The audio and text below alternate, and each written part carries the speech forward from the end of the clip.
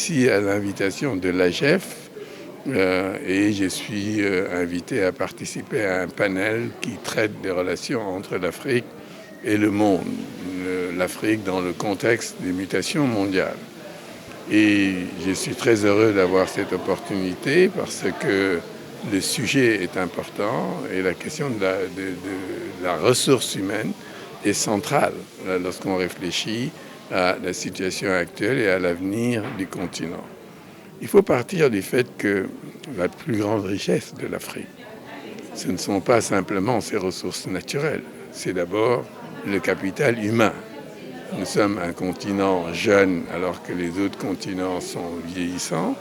Nous avons la possibilité de réaliser un dividende démographique à partir du bonus démographique, à condition que nous investissions massivement dans des politiques de valorisation de la ressource humaine. Et donc le sujet est important. Maintenant, si on se place également du point de vue de l'économie, aujourd'hui, le principal moteur de l'économie, ce n'est plus simplement l'extraction des ressources naturelles, c'est l'utilisation de la science et de la technique pour valoriser les ressources naturelles. Et donc là encore, le capital humain est important parce que nous sommes dans des économies du savoir et non plus simplement de la ressource. La ressource humaine est importante également parce que nous sommes en Afrique dans des sociétés où l'humain occupe une certaine place. C'est l'humain qui informe l'économie et non l'inverse. Alors que dans les pays industrialisés, dans les pays du Nord, c'est l'économie qui est à la base de l'identité pratiquement.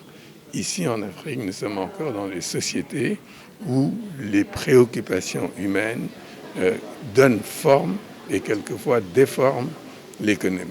Il faut donc veiller à ce que l'économie prenne en considération les spécificités de l'Afrique et la dimension sociologique du développement.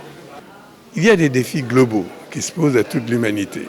Il en est ainsi, par exemple, des changements climatiques. Il en est ainsi de l'irruption de l'intelligence artificielle. Il en est ainsi de la 4e révolution industrielle qui est en cours. Ce sont des défis globaux.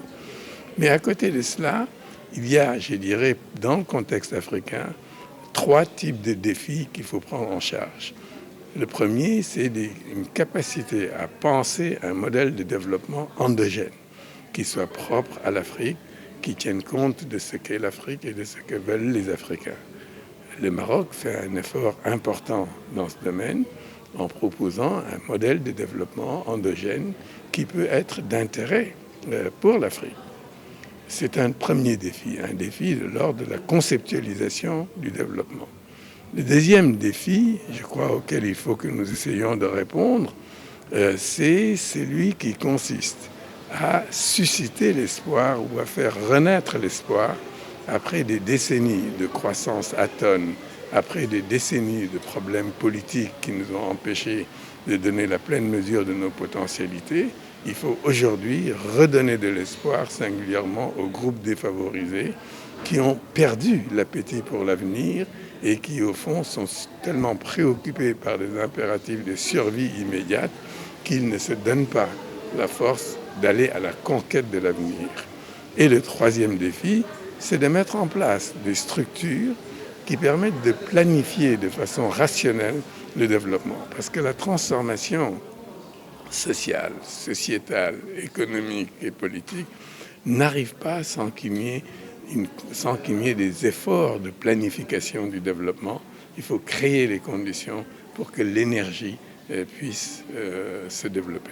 Ce sont des efforts remarquables, ce sont des efforts remarqués. Ce n'est pas un hasard si les manifestations organisées au Maroc ou par le Maroc attirent de nombreux acteurs du continent et d'ailleurs. Ce sont donc des efforts remarquables et remarqués. Ce sont également des efforts qui inspirent.